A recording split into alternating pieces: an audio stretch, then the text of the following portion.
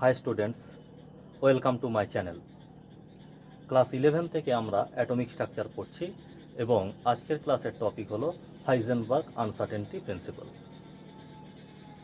According to Heisenberg, Warner Heisenberg, it is impossible to determine the exact position and exact momentum of a small moving particle simultaneously. এর অর্থ কি? যদি কোনো একটা body move করে এবং এর পজিশন যদি এক্স এবং মোমেন্টাম অর্থাৎ ভরবেগ যদি পি দিয়ে আমরা ডিনোট করি, তাহলে যদি পজিশনকে মানে অবস্থানকে যদি সঠিকভাবে নির্ধারণ করতে পারি, তাহলে তার ভরবেগকে সঠিকভাবে নির্ধারণ করতে পারবো না, এবং ভরবেগকে যদি সঠিকভাবে নির্ধারণ করতে পারি, অবস্থানকে সঠিকভাবে নির্ধারণ করতে পারবো না। এটাই হলো হাইজেনবার্গের আনসার্টেনটি প্রিন্সিপাল। দেখো, যদি আমরা অনেকগুলো আইডেন্টিক্যাল সিস্টেম নিই, মনে করো এটা একটা এর সঙ্গে এটা আইডেন্টিক্যাল,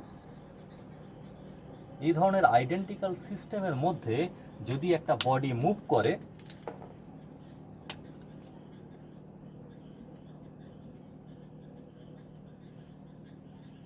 এবং প্রত্যেকের যদি আমরা পজিশনটাকে নির্দিষ্ট করে দিই, এই যে সিস্টেম আইডেন্টিক্যাল সিস্টেম, একই ধরনের সিস্টেম, এই সিস্টেমের মধ্যে এই বডিটার পজিশনটাকে যদি আমরা নির্দিষ্ট করে দিই এবং তারপরে যদি এর মোমেন্টাম অর্থাৎ ভরবেগকে আমরা নির্ধারণ করি, তাহলে দেখা যাবে যে এর ভরবেগ যা হয়েছে, এর ভরবেগ তার থেকে কিছুটা বেশি হতে পারে, কিছুটা কম হতে পারে, এর ভরবেগ তার থেকেও কিছুটা বেশি হতে পারে কিংবা কিছুটা কম হতে পারে। আমরা ওই জন্য এটাকে P1, P2 অ্যান্ড P3 দিয়ে ডিনোট করলাম। তাহলে যদি আমরা পজিশনকে নির্দিষ্ট করে দিই, তখন কিন্তু মোমেন্টামে আনসার্টেনটি চলে আসছে। তার মানে কি, যে অবস্থানকে সঠিকভাবে নির্ধারণ করতে পারছি, বাট ভরবেগকে কিন্তু সঠিকভাবে নির্ধারণ করতে পারছি না। এর কারণ হিসেবে আমরা বলতে পারি ওয়েভ নেচার অফ ম্যাটার। এই যে পজিশনটাকে আমরা সঠিকভাবে নির্ধারণ করতে পারলে মোমেন্টামকে সঠিকভাবে নির্ধারণ করতে পারছি না, কিংবা মোমেন্টামকে সঠিকভাবে নির্ধারণ করতে পারলে পজিশনকে সঠিকভাবে নির্ধারণ করতে পারছি না, এটা ম্যাটারের ওয়েভ নেচারের জন্য হয়ে থাকে। দেখো, একটা ওয়েভ মনে করো এইভাবে লোকেটেড আছে। এই ওয়েভের যে wave length, that is lambda, similarly এই ডিস্টেন্সটুকুও কিন্তু ল্যামডা। এর অর্থ কি? এর অর্থ হলো এই ওয়েভের ওয়েভ লেন্থটা কিন্তু নির্দিষ্ট। According to de Broglie hypothesis, momentum P that is equals to H by lambda. তার মানে কি, যে এই যে ওয়েভটা আছে এর মোমেন্টাম অর্থাৎ ভরবেগটা কিন্তু নির্দিষ্ট।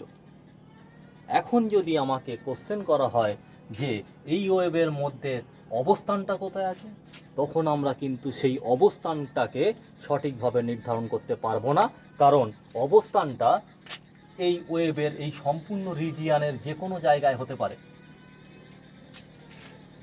মানে এখানে মোমেন্টামটা নির্দিষ্ট, সঠিকভাবে নির্ধারণ করতে পারছি, বাট অবস্থানকে কিন্তু আমরা সঠিকভাবে নির্ধারণ করতে পারবো না। আবার এমন হয় যদি যে খুব ছোট্ট একটা ওয়েভ নিই, যে ওয়েভটা খুব ছোট্ট জায়গার মধ্যে লোকেটেড আছে, সেক্ষেত্রে কি হবে? মনে করো একটা ওয়েভ নিয়েছি, যে ওয়েভটা খুব ছোট্ট জায়গার মধ্যে লোকেটেড আছে।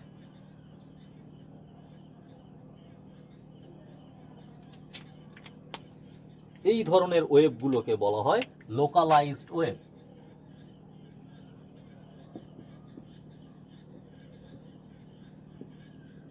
এবং এই ধরনের ওয়েভ অনেকগুলো ওয়েভের সমন্বয় তৈরি হয়, অনেকগুলো ওয়েভের যুক্ত করলে আমরা এই ধরনের লোকালাইজড ওয়েভ পেয়ে থাকি। এখন এই ওয়েভের যদি আমরা পজিশনটাকে ডিটারমাইন করতে যাই, তাহলে পজিশনটা এইটুকু রিজিয়ানের মধ্যে যে কোনো জায়গায় হতে পারে, স্মল রিজিয়ানে। তার মানে কি, আমরা এখানে পজিশনটাকে নির্দিষ্ট করে দিচ্ছি। এখন এই ওয়েভের যদি আমরা মোমেন্টাম নির্ধারণ করতে যাই, তাহলে আমরা একটু আগেই বললাম এই ধরনের ওয়েভ অনেকগুলো ওয়েভের সমন্বয়ে তৈরি হয়। তাহলে আমরা ধরে নিচ্ছি এই একটা ওয়েভ আছে, এই এক ধরনের ওয়েভ, এই এক ধরনের ওয়েভ, এই আর এক ধরনের ওয়েভ, এইভাবে অসংখ্য ওয়েভের সমন্বয় কিন্তু এই ধরনের লোকালাইজড ওয়েভ তৈরি হয়। তাই যদি হয়, দেখো এই ওয়েভের যে ওয়েভ লেন্থ দ্যাট ইজ λ1, এই ওয়েভের যে ওয়েভ লেন্থ দ্যাট ইজ λ2, এই ওয়েভের যে ওয়েভ লেন্থ দ্যাট ইজ λ3। তার মানে তরঙ্গ দৈর্ঘ্য কিন্তু প্রত্যেকটা ওয়েভের ডিফারেন্ট হয়ে যাচ্ছে। তরঙ্গ দৈর্ঘ্য যখন ডিফারেন্ট হয়ে যাচ্ছে, তখন তার মোমেন্টামও কিন্তু আলাদা হয়ে যাবে। তো এর মোমেন্টাম কত হবে? p1 ইকুয়ালস টু h/λ1, এর মোমেন্টাম কত হবে? p2 equals to h/λ2, p3 equals to h/λ3। এর অর্থ কি? যে যখন আমরা পজিশনটাকে সঠিকভাবে নির্ধারণ করছি, তখন কিন্তু মোমেন্টামটাকে আমরা অ্যাকুরেসির সঙ্গে সঠিকভাবে নির্ধারণ করতে পারবো না। এটাই হলো হাইজেনবার্গের আনসার্টেনটি প্রিন্সিপাল। যদি পজিশনকে সঠিকভাবে নির্ধারণ করতে পারি, তাহলে ভরবেগকে পারবো না। আবার যদি ভরবেগকে সঠিকভাবে নির্ধারণ করতে পারি, তাহলে কিন্তু পজিশনকে সঠিকভাবে নির্ধারণ করা যায় না।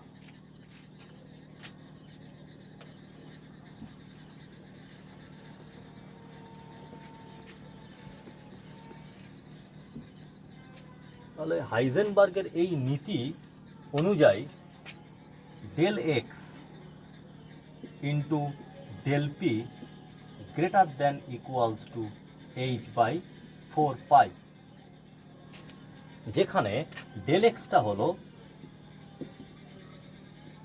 Uncertainty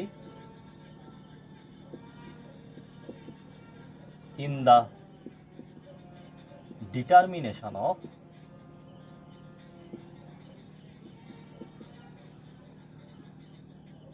position, and del p is equals to uncertainty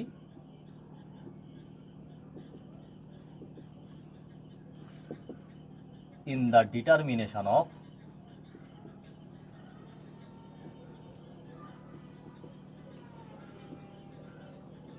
momentum.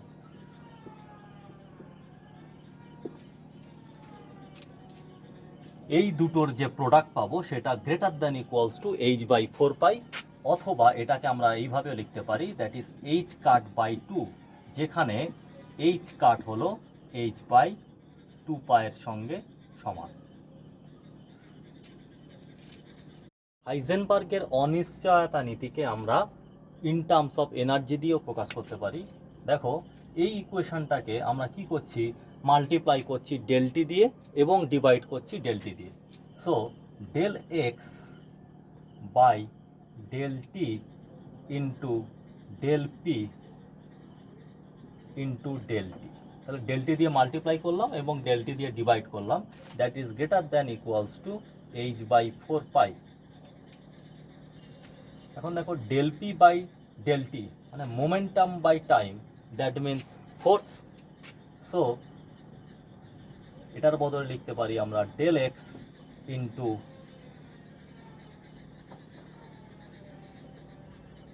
F into del T, that is greater than equals to h/4π।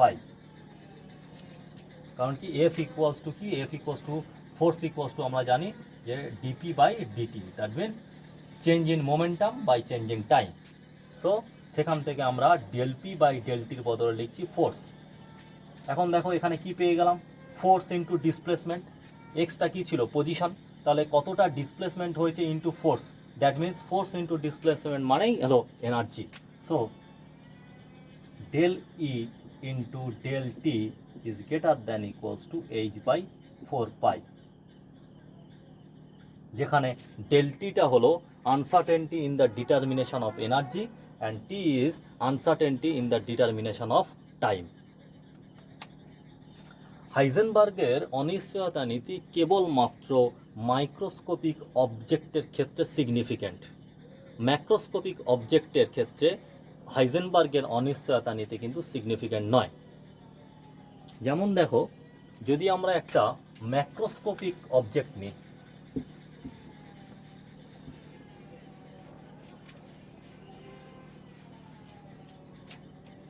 Suppose একটা ডাস্ট পার্টিকেল নিলাম,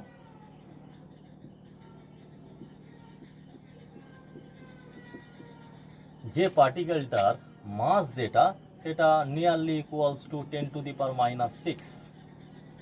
এত কেজি। তাহলে according to Heisenberg uncertainty principal, del x into del p is greater than equals to h/4π, বা del x into m into del v that is greater than equals to h/4π. So del x into del v that is greater than equals to h/4πm. তাহলে এই dust পার্টিকেলের মাসটা যদি এখানে আমরা বসাই তাহলে দেখা যাবে যে del x into del v that is equals to 10⁻⁻28 metre square second inverse. তো দেখো এখানে পজিশন এবং ভেলোসিটির যে মাল্টিপ্লিকেশন, সেই মাল্টিপ্লিকেশনের ভ্যালুটা কত আসছে? 10⁻⁻28 metre square second inverse. That is insignificant.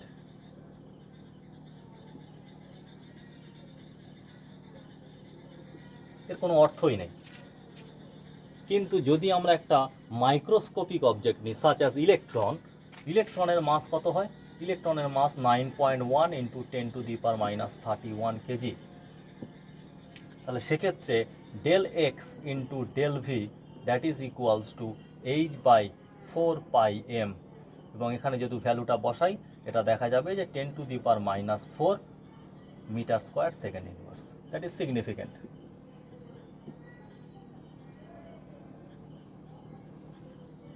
সেই কারণে হাইজেনবার্গের যে অনিশ্চয়তা নীতি সেটা কেবলমাত্র মাইক্রোস্কোপিক অবজেক্টের ক্ষেত্রেই প্রযোজ্য, ম্যাক্রোস্কোপিক অবজেক্টের ক্ষেত্রে নয়।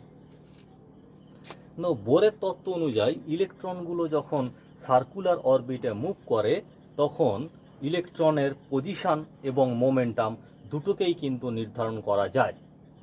হাইজেনবার্গের অনিশ্চয়তা নীতি কিন্তু বোর তত্ত্বের ঠিক বিপরীত। হাইজেনবার্গের অনিশ্চয়তা নীতি অনুযায়ী ইলেকট্রনের পজিশনকে সঠিকভাবে নির্ধারণ করা গেলে মোমেন্টামকে কিন্তু সঠিকভাবে নির্ধারণ করা যাবে না, কিংবা মোমেন্টামকে যদি সঠিকভাবে নির্ধারণ করা যায় তাহলে কিন্তু পজিশনকে সঠিকভাবে নির্ধারণ করা যাবে না। যেমন দেখো যে ইলেকট্রনটা যদি সার্কুলার অরবিটে ঘোরে, যখন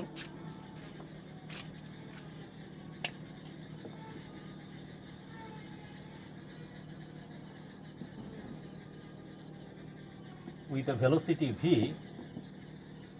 তাহলে যেহেতু ইলেকট্রনের পার্টিকেল প্রপার্টির সঙ্গে সঙ্গে তার ওয়েভ প্রপার্টি আছে, তার মানে ইলেকট্রনটা ওয়েভ ফর্মে কিন্তু মুভ করছে। তাহলে এর যদি আমরা মোমেন্টামকে ফিক্সড করে দিই, যেহেতু ল্যামডা এটা, that is also lambda, so এখানে কিন্তু পিটা ফিক্সড, মোমেন্টাম ফিক্সড, মোমেন্টামকে আমরা সঠিকভাবে নির্ধারণ করতে পারছি। এখন যদি আমাকে কোশ্চেন করা হয় যে এই ইলেকট্রনের পজিশন কোথায়, কিন্তু এই ইলেকট্রনের পজিশন আমরা সঠিকভাবে নির্ধারণ করতে পারবো না। আমরা বলতে পারি যে ইলেকট্রনটা এই যে রিজিয়ানটা আছে এই রিজিয়ানের যে কোনো জায়গায় থাকতে পারে। সেই ইলেকট্রনটা এখানে থাকতে পারে, ইলেকট্রনটা এখানে থাকতে পারে, এখানে থাকতে পারে, এবং এখান থেকেই অরবাইটালের ধারণা আসে, যেটা আমরা পরবর্তী ক্লাসে জানবো। এবং হাইজেনবার্গের আনসার্টেনটি প্রিন্সিপাল এর পরে থেকেই কিন্তু কোয়ান্টাম মেকানিক্সের জন্ম হয়। আশা করি আজকের লেকচারটি তোমাদের ভালো লেগেছে। যদি ভালো লেগে থাকে অবশ্যই লাইক করো এবং আমার চ্যানেলকে সাবস্ক্রাইব করো। Thank you.